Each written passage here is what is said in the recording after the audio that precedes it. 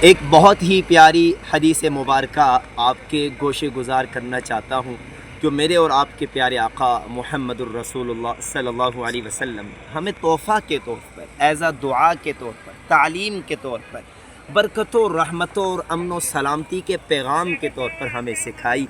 وہ پیاری حدیث مبارکہ، اس کا خلاصہ یہ ہے کہ آپ صلی اللہ علیہ وسلم نے فرمایا، افشوا السلام، افشوا السلام، افشوا السلام بینکم، آپس میں سلام کرو، سلام پھیلاؤ۔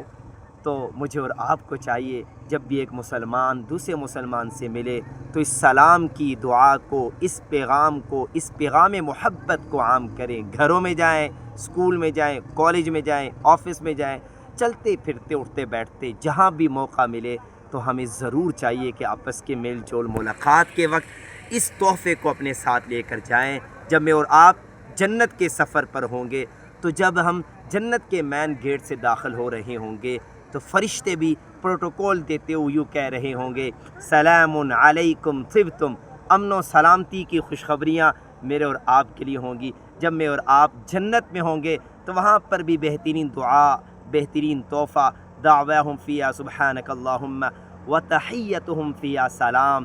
میں اور آپ جنت میں بھی ایک دوسرے کو سلام کا پیغام دے رہے ہوں گے۔ قیمتی تحفہ ہے، اپنی لائف میں سے زندگی کا معمول بنا لیجئے، انشاءاللہ العزیز میری اور آپ کی کامیابی کا ذریعہ بن جائے گی۔